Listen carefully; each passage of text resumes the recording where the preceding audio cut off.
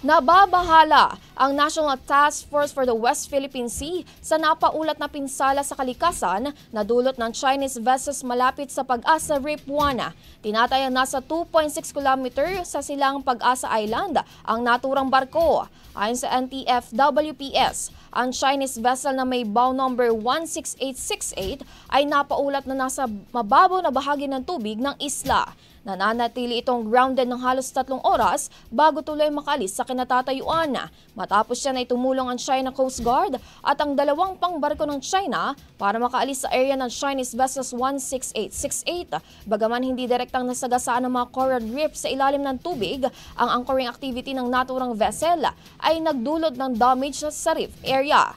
Sa huli, tinayak naman ng ahensya ang commitment nito sa pag-safeguard ng West Philippine Sea at pag-reserve sa marine ecosystem.